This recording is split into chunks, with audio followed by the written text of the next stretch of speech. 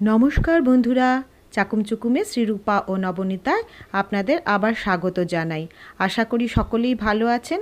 আজ নিয়ে চলে এলাম আরেকটি মুখরোচক রেসিপি, চিংড়ি মাছ বাটা। বিভিন্ন ধরনের বাটাই আমরা খেয়ে থাকি, মাঝে মাঝেই আমরা বিভিন্ন বাটার রেসিপি দিয়ে থাকি। আজ দেখাবো চিংড়ি মাছ বাটা। অল্প কিছু উপকরণ দিয়ে কি করে সুস্বাদু মুখরোচক চিংড়ি মাছ বাটা তৈরি করা যায়, আজ সেটাই আপনাদের সঙ্গে শেয়ার করে নিই, চলুন।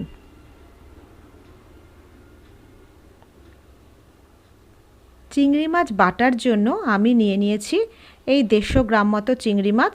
মোটামুটি মাঝারি সাইজের, মাঝারি থেকে ছোট, এর কোনো বিষয় নেই যে এই নির্দিষ্ট সাইজের নিতে হবে। একটু ছোট চিংড়ি মাছ হলেও অসুবিধা নেই। ভালো করে ধুয়ে পুরো খোসাটা ছাড়াতে হবে, কিন্তু পুরো খোসা ছাড়িয়ে একটু নুন আর হলুদ মাখিয়ে রাখবো।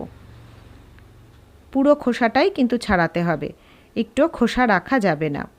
আর যে উপকরণগুলো নিয়ে নিলাম, নেব একটা পেঁয়াজ কুচি করে নেব, মাঝারি সাইজের একটা পেঁয়াজ, বেশ 6-7 কোয়া রসুন নেব, 4-5টা কাঁচা লঙ্কা নিয়েছি, 2টো শুকনো লঙ্কা নিয়েছি। কাঁচা লঙ্কাটা ঝাল বুঝে নেবেন। আর 2 টেবিল স্পুন মতো নারকেল কুড়িয়ে নিয়েছি। যদি নারকেলটা না থাকে স্কিপ করতে পারেন, তবে থাকলে অবশ্যই দেবেন। আমি পুরোটাই সর্ষের তেলে করব। এইবার একটি ফ্রাইং প্যানে আমি 2 টেবিল স্পুন মতো সর্ষের তেল নিয়ে নিলাম। সর্ষের তেলটা গরম হতে দেব। সর্ষের তেলটা গরম হয়ে গেলেই আমি চিংড়ি মাছগুলো ছেড়ে দেব। খুবই সহজে এই চিংড়ি মাছ বাটা তৈরি করা যায়। আর খেতে যে এই বাটা জাতীয় জিনিস, বাটা বা ভক্তা আমরা যেগুলো বলি, সেগুলো যে খেতে খুবই ভালো লাগে সেটা তো আলাদা করে বলার কিছু নেই। তো চিংড়ি মাছগুলো দিয়ে সেখানে একই সঙ্গে আমি যে উপকরণগুলো নিয়ে নিয়েছিলাম, কাঁচা লঙ্কা, পেঁয়াজ, শুকনো লঙ্কা, রসুন, সবটাই আমি এর মধ্যে দিয়ে দেব। শুধু নারকেলটা দেব না। সবগুলোই একসঙ্গে একটু ভেজে নেব। লো ফ্লেমে রেখে একটু ঢাকা দিয়ে দিয়ে নেড়েচেড়ে নেব। সবগুলো একসঙ্গেই আমি ভেজে নেব। এই যখন ভাজবো, এই সময় একটু দিয়ে দেব সল্ট, লবণ। কারণ চিংড়ি মাছে লবণ মেশানো থাকলেও আমি যে পেঁয়াজ রসুন এইগুলো দিলাম, এর জন্য পরিমাণ মতো একটু নুন দিয়ে নেব। আর দিয়ে নেব একটু হলুদ, ওই একদম 2-3 পিঞ্চ মতো হলুদ দিয়ে দিলেই হবে। একদম অল্প একটু হলুদ দিয়ে ভালো করে এটাকে একটু ভেজে নেব।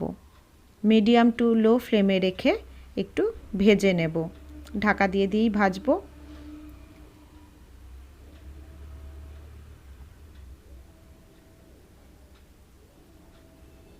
বেশ 2-3 মিনিট মতো ভেজে নেওয়ার পর বেশ বুঝতেই পারবো ভাজা হয়ে গেছে। একটা বেশ সুন্দর গন্ধ যখন বেরোবে, তখন সেটাকে আমি নিভিয়ে দিলাম। গ্যাস অফ করে দিয়ে ঠান্ডা হতে দেব। ঠান্ডা হয়ে গেলেই আর কিছুই না, আমি মিক্সিতে নিয়ে এই যে পুরোটা ভাজলাম সেটা ঠান্ডা করে নিয়েছিলাম, সেটা আমি মিক্সিতে নিয়ে নিলাম। আর এই সময়ই অ্যাড করব যে নারকেল কোড়াটা নিয়েছিলাম, 2 টেবিল স্পুন মতো নারকেল কোড়া নিয়েছিলাম। নারকেল কোড়া, নারকেল না থাকলে নারকেল কোড়া ছাড়াও করতে পারেন, তবে থাকলে অবশ্যই দেবেন। ব্যাস হয়ে গেল। একেবারেই সহজ রেসিপি, কিন্তু বেশ ভালোই সুস্বাদু হয়। এই বাটা জাতীয় জিনিস দিয়ে তো আমরা খুবই ভালোবাসি খেতে। তো কেমন লাগলো রেসিপিটা? খুব অল্প সময় তৈরি করে ফেলুন চিংড়ি মাছের ভর্তা। তো ভালো লাগলে অবশ্যই লাইক, কমেন্ট, শেয়ার করুন। নতুন রেসিপি আরও কিছু আমি আনব। তো সবাই ভালো থাকুন,